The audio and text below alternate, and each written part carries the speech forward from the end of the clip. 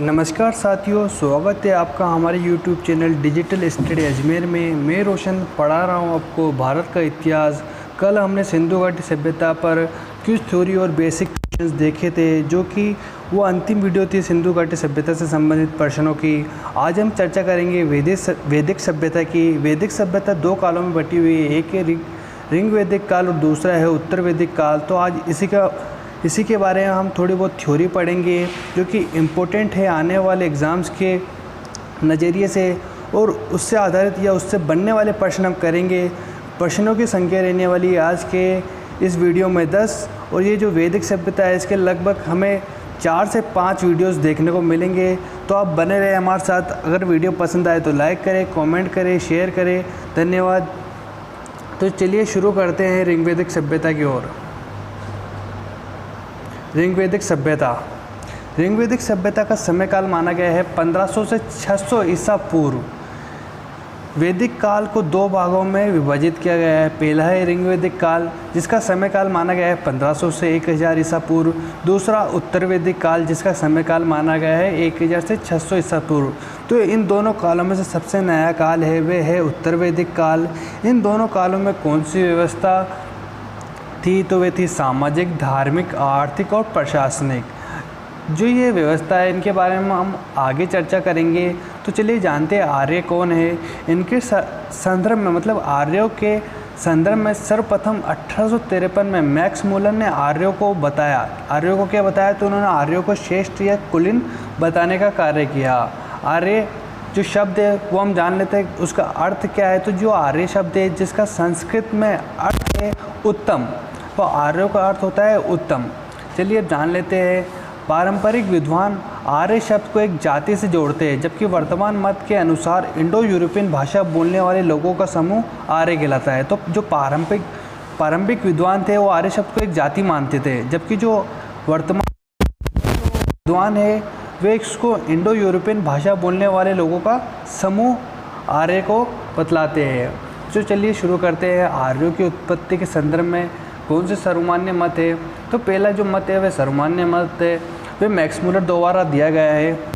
Max Muller का इसके अनुसार आर्य मध्य एशिया से भारत आए। मध्य एशिया जो कि वर्तमान में ये जो अपने कजाकिस्तान वगैरह आते हैं ना, वो देश 5 देश, वहीं से इनकी उत्पत्ति मानी जाती है। स्त्रोत ईरानी या फारसी ग्रंथ जैन अवेस्ता में ऋग्वेद से मिलती जुलती बातें लिखी गई है। तो ये मतलब माना जाता है कि जो वेद है इनका लिखन पठन का कार्य आर्यों द्वारा किया गया है, जिसी के कारण ये जो ईरानी या फारसी ग्रंथ जैन अवस्था में भी ऋग्वेद से मिलती जुलती बातें लिखी गई है। चलिए दूसरा टॉपिक जो कि आर्यों की उत्पत्ति के बारे में बताता है, एशिया माइनर अभिलेख। ये ईरान के बोगोज से प्राप्त हुआ है। बोगोज एक स्थान है ईरान में जहाँ से ये अभिलेख में प्राप्त हुआ है, जो कि 1420 ईसा पूर्व का है। यहाँ से ऋग्वैदिक देवता इंद्र, वरुण, मित्र व नास्ते का प्रमाण मिलता है। जो ये बोगोज वहाँ से हमें 4 देवता जो कि ऋग्वैदिक देवता है, वहाँ से हमें इंद्र, वरुण, मित्र, नास्ते का प्रमाण मिलता है एशिया माइनर अभिलेख के लेख से। चलते जानते हैं वेद क्या है। वेद संस्कृत की विद धातु से बना है, जिसका अर्थ जानना होता है। मतलब किसी चीज़ को जानना ही वेद है। वेद किसने लिखे ये किसी को पता नहीं है, ना इसको ज्ञात किया जा सकता कि वेद किसने लिखे हैं। लेकिन माना जाता है कि जो वेदों का संकलन करता है या रचनाकार है वे हमें वेदव्यास जी को हम वेदों के संकलनकर्ता या रचनाकार मानते हैं। चलिए अब आगे का भाग देख लेते हैं। वेदों के उपनाम। वेदों के, जैसे कि मैंने आपको बताया कि हमें पता नहीं कि वेद किसने लिखा, अभी तक ज्ञात नहीं किया जा सका कि वेद किसने लिखा। तो उसी के आधार पर हम वेदों के उपनाम या कथन के बारे में चर्चा करते हैं। पहला है श्रुति ग्रंथ।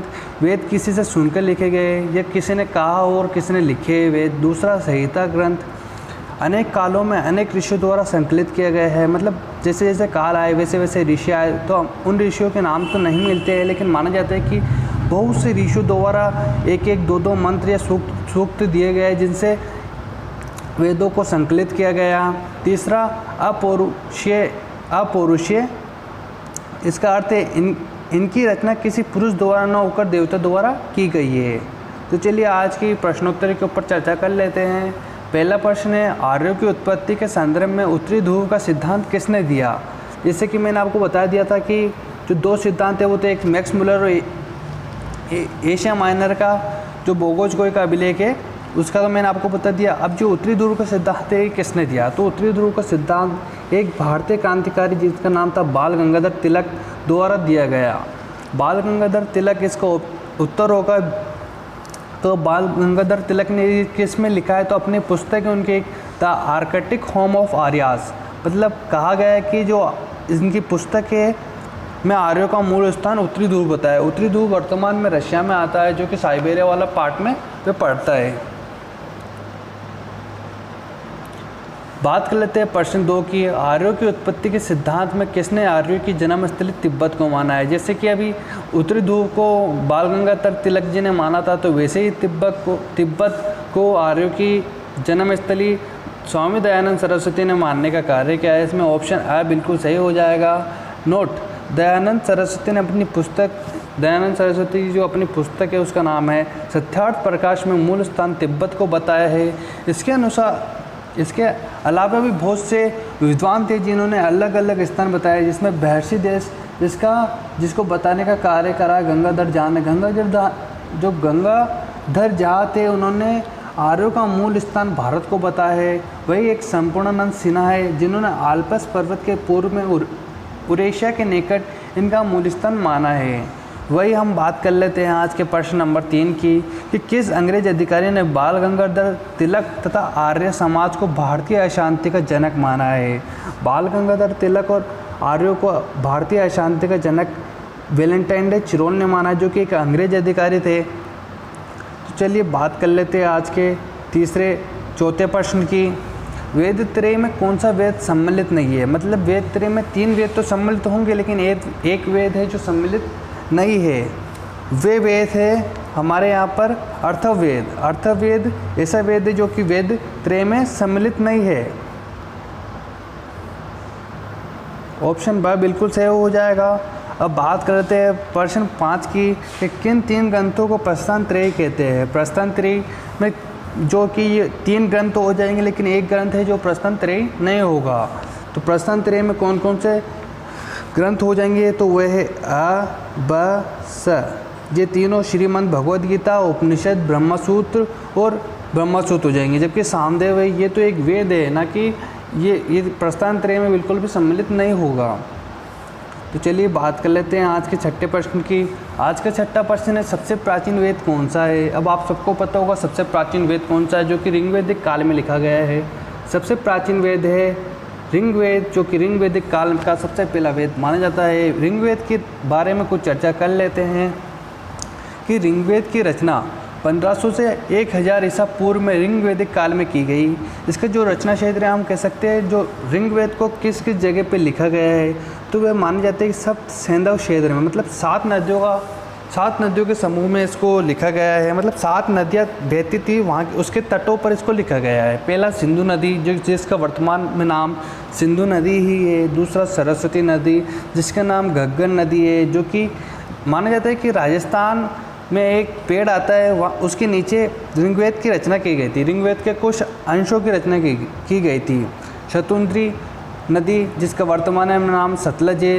वितिस्ता नदी, जिसका नाम झेलम नदी है। झेलम नदी पर ही हाइडेस्पेस का युद्ध हुआ था।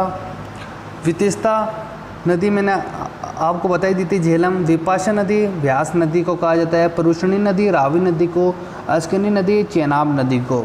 तो बात कर लेते हैं आज के 7वें प्रश्न की, कि ऋग्वेद के पुरोहित या ऋतिज्ञ अर्थात पढ़ने वाले को क्या कहते हैं। मतलब कि ऋग्वेद के पढ़ने वाले को, जो ऋग्वेद को पढ़ता है उसे क्या कहते हैं। होर्थ कहते हैं, उदारगाथा कहते हैं, सूक्त कहते हैं, मंडल कहते हैं। तो जो ऋग्वेद को पढ़ता है उसे सामान्यतः होर्थ कहते हैं। 8वें प्रश्न की हम चर्चा कर लेते हैं। 8वां प्रश्न, ऋग्वेद का उपवेद आयुर्वेद किसके द्वारा रचित है। विकल्प में है महर्षि प्रजापति द्वारा, महर्षि देवपायन द्वारा, शंकराचार्य द्वारा है, महर्षि वेदव्यास जी द्वारा। तो इसका ऑप्शन अब बिल्कुल सही हो जाएगा। जो ऋग्वेद का उपवेद है आयुर्वेद महर्षि प्रजापति द्वारा लिखा गया है। प्रश्न 9वां हम देख लेते हैं। ऋग्वेद में कितने सूक्त या मंत्र है।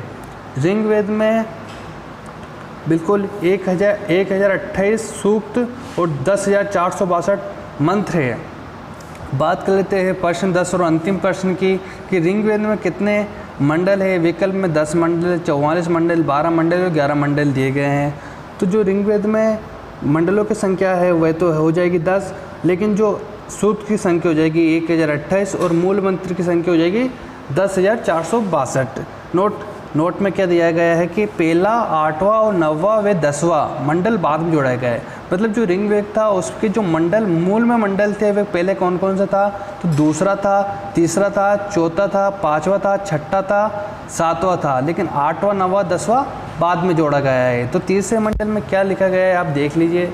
तीसरे मंडल में सूर्य देवता सावित्री को समर्पित गायत्री मंत्र का जाप है। वही 8वें मंडल में हस्तलिखित मंत्रों को खील खा गया है। वही 9वें मंडल में नौवां मंडल सोम को समर्पित है। सोम ऋग्वैदिक काल के प्रमुख देवता थे। 10वें मंडल में चतुर्वेद समाज से संबंधित है। तो ये रहे आज की कुछ प्रश्नों की श्रृंखला। आपको कैसा लगा वीडियो में ज़रूर बताएं। इसके अलावा मैं आपको कुछ फैक्ट बता देता हूँ। मंत्रों के क्रम, ऋग्वेद क्या है? मंत्रों के क्रमबद्ध ज्ञान के समूह को ऋग्वेद कहते हैं। ऋग्वेद में जो सबसे ज़्यादा शब्द का प्रयोग हुआ है वो है पिता, जिसका प्रयोग 335 बार किया गया है। वही है देवताओं में सबसे ज़्यादा किसका प्रयोग हुआ है, तो वह है इंद्र, 250 बार इस शब्द का प्रयोग हुआ। तो इससे माना जाता है कि जो ऋग्वेदिक देवता थे उसमें सबसे महत्वपूर्ण देवता इंद्र थे। वही सबसे कम शब्द पृथ्वी एक बार प्रयोग किया गया है। तो आपको वीडियो कैसी लगी? पसंद आए तो लाइक करें, कमेंट में ज़रूर बताएं कि आपको वीडियो कैसे लगी और शेयर करना ना भूलें, अपने साथियों को भी जोड़ें प्लीज़। धन्यवाद। जय हिंद, जय भारत। हम आपके लिए इसी तरह की रोज़ाना वीडियो लाते रहेंगे।